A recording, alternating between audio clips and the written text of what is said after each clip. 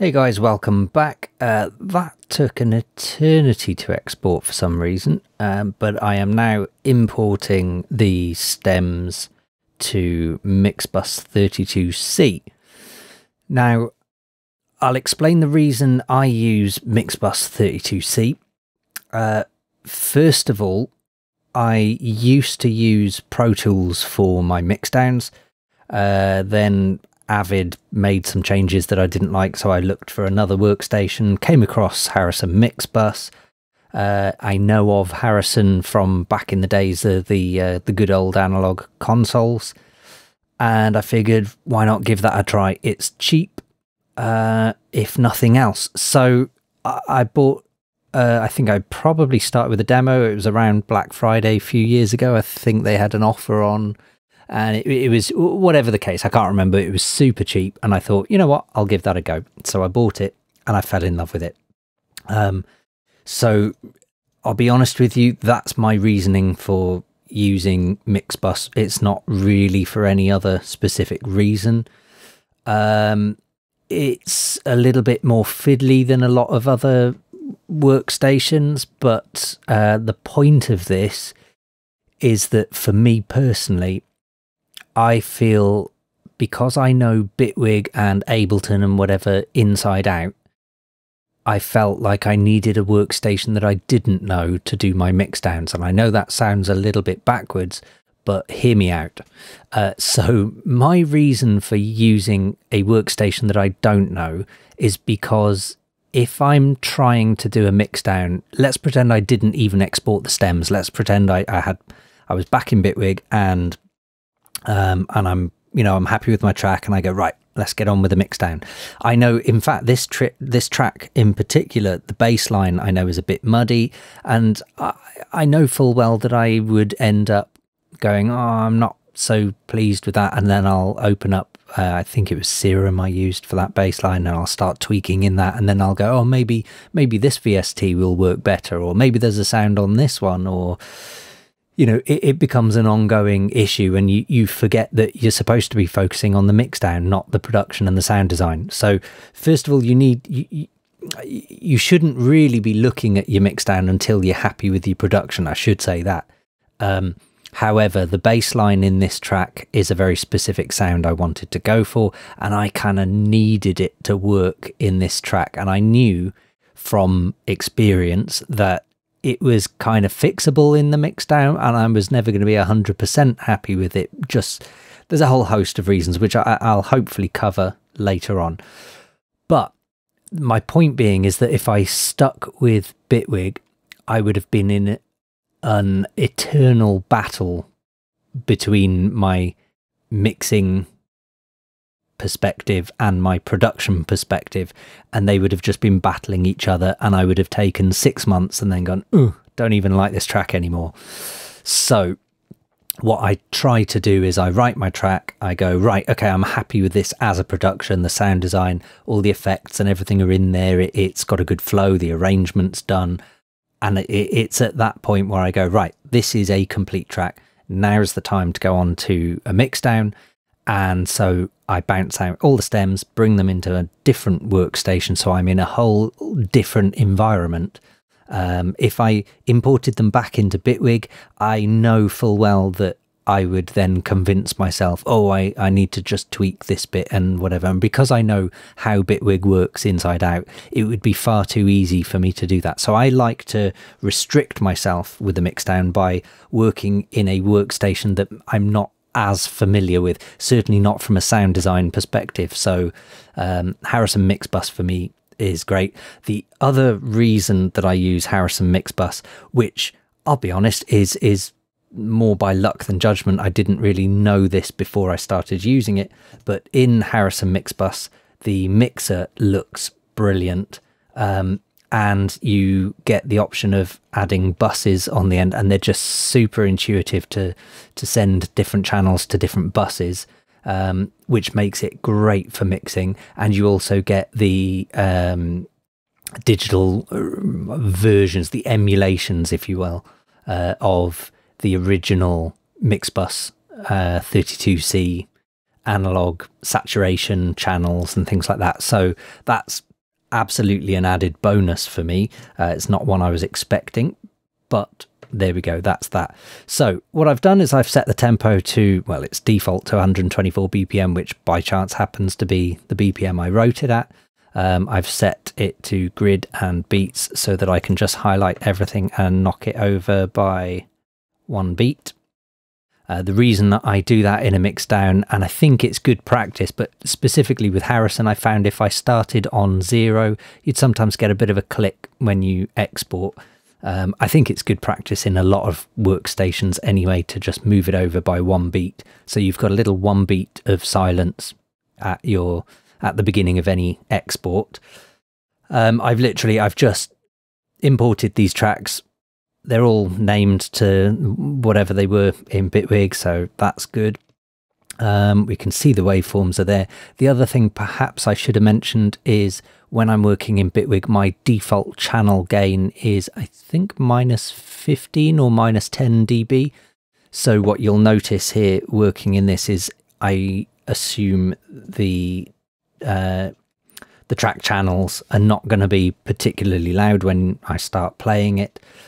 At the moment, by default, everything is going straight to master, and I'll just give it a quick play to check that it actually works. What I'm also going to do is I'm going to play this through and maybe skip some bits over a period of, say, a minute or two. I would recommend you guys hit pause on this video now, grab yourself a pen and paper. I'm going to do the same. And this is how I tend to treat every mixdown, is I'll grab a pen and paper and quite often I'll switch my computer monitor off and I'll just listen through the speaker so I'm not distracted by anything visual, and I'll just hit play and then I'll make a few notes of what I think the really obvious things that need correcting in the mix are. So it could be, you know, your bass is too loud, your kicks are too loud or too quiet, or, you know, maybe there's a sweeping effect sound or something that just, you know, seems to come out of nowhere. So that's the kind of thing you're looking for initially. And yeah, so hopefully you've got yourself a pen and paper now, and I'm just going to flick through some of this and get to the obvious bits, and we'll see what we've got and compare notes afterwards.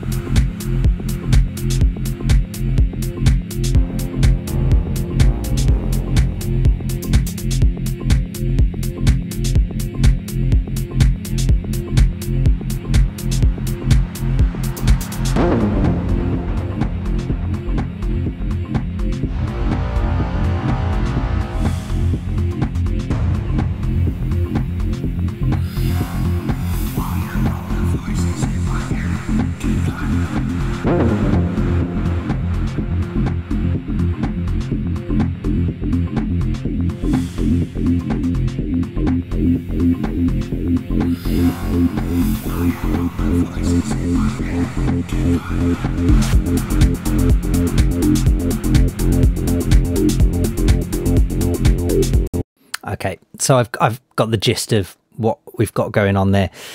Now, for me personally, there's a whole host of stuff that's wrong with this.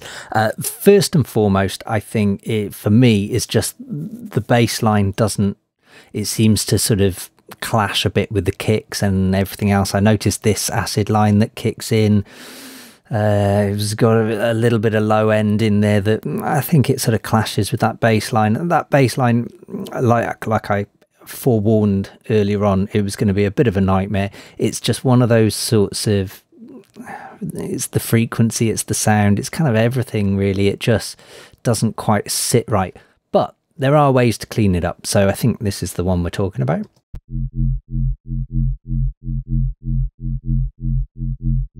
See, on its own, it sounds great, but when you're playing it with everything else, it just seems to muddy everything up a bit.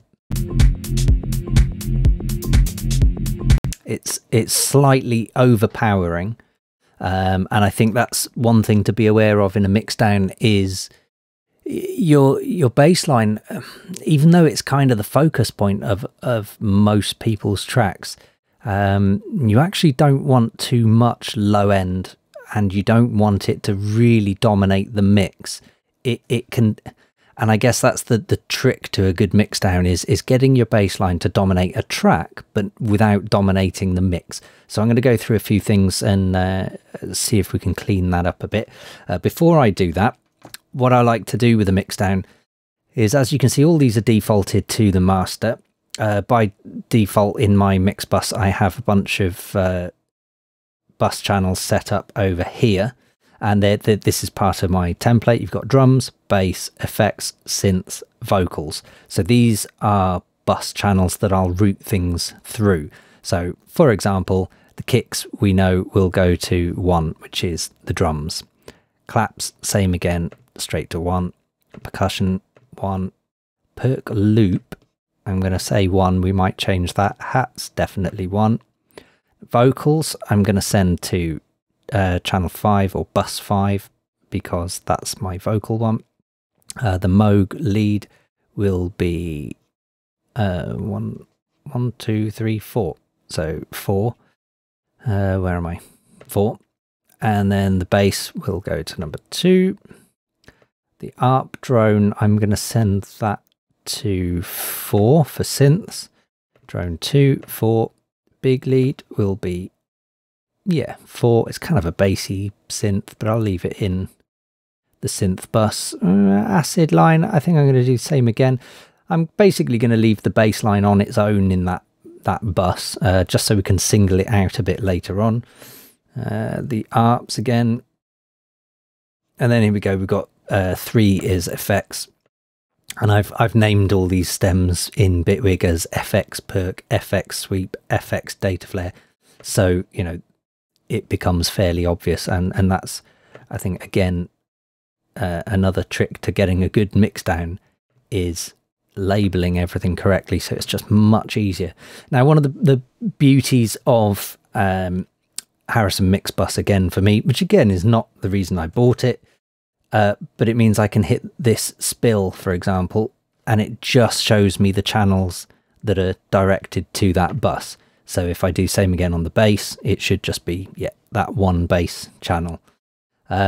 So yeah, if you are looking for a new workstation to work on your mixdowns, I do recommend Harrison Mixbus. Like I say, first of all, it's probably the cheapest workstation out there, which was really the fundamental reason I bought it, but then happened to fall in love with it afterwards. I think that is pretty much everything.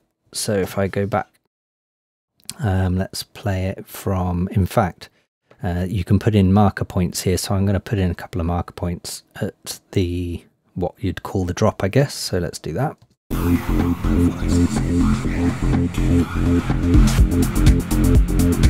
So I hit the tab button while it was playing, and now I can just hit that and it'll always go to that moment. Which makes my life a lot easier when I'm in this screen, because I can control where the player is playing, and then I can always just hit mark 1 and it'll take me to that point. And yeah, so then we can solo some of these buses just to check everything's in the right place.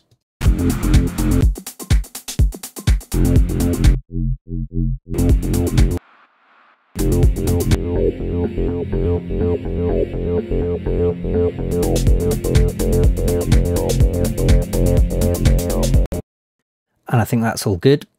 So first thing I'm going to do is with this bass line, I mean, I can treat it in the bus here, or I can treat it directly. So if I hit spill, it just shows me this channel. The first thing I'm going to do is load an equalizer. I'm using Q8. to be honest, when it comes to electronic music, you know, people talk about, oh, what's your favorite compressor? What's your favorite EQ? I'm going to be 100% honest with you. When it comes to electronic music, there really isn't a huge amount of difference. You know, it's only if you're doing acoustic recordings and, you know, Neumann microphones mic'd up to stuff and whatever that you're really going to get real character out of these things. So I am using Waves Q8. It just happens to be an EQ that I like for no specific reason. However, I've dragged one onto the bass line, and what I'm going to do now is I'm going to activate, say, band 3, and I'm going to drag it up, which is kind of the opposite direction to where I want, just to really, and I'm going to sweep it up and down the frequencies, and I'm going to listen out to which part of the bass line I don't like. I think it's around 125 hertz by ear, so let's just play and see what happens.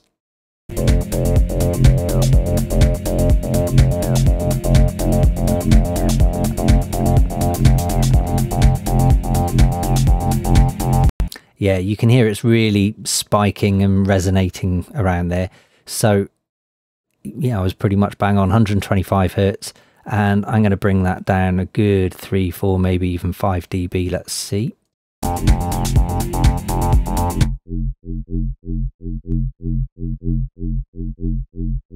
Yeah, so you can hear that's really pulled a lot of the subtle power out of it. Let's see if we can take it further.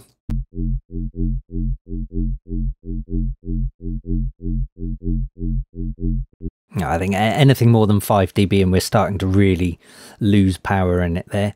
So what I'm doing there is that really from your sort of 120 hertz up to say 300-ish is in an overall mixdown. That's kind of your muddy area really. Anything that's too loud in that area tends to make things sound a bit muddy. So hopefully I've sort of done a fair bit to that bass already just by taking that out. The other thing I've noticed with it is I kind of feel like the harmonics of the bass line need to be a little bit louder. So I'm just going to play it again from that Mark 1, and I'm going to activate EQ5 on it. Let's have a listen.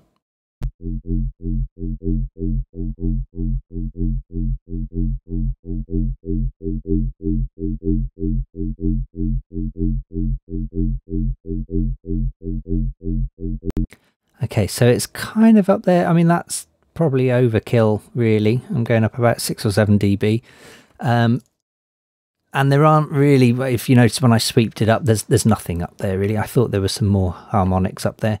I'm going to activate 4 and just bring that down just so it's more of a spike. It's just so that this is less steep and this is more steep.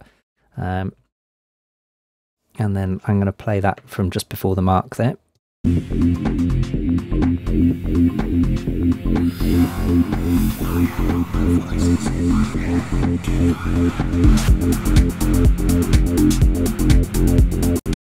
Yeah, I can already hear that's much better, but I feel like I need to test it over here as well because we've got this acid line playing over this bit. In fact, yeah, let's go back in time over here, which is where the bass line kind of kicks in, and see where it is.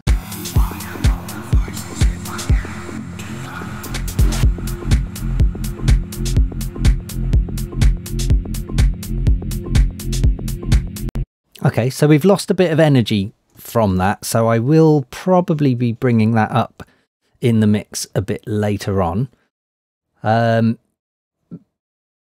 Yeah, I think that's definitely going to happen.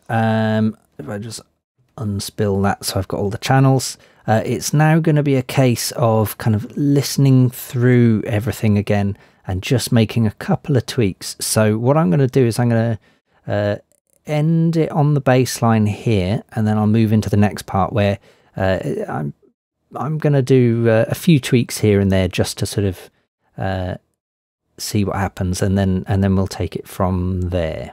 So I'll see you on the other side. Thanks everybody for watching, commenting and indeed liking. We really do appreciate all the support we get here on our Sonic Academy YouTube channel. So if you found this video super useful, please We'd love you to hit the subscribe button. We update the YouTube channel every week with new content. And if you want to watch some more relevant content, just click on the videos beside me.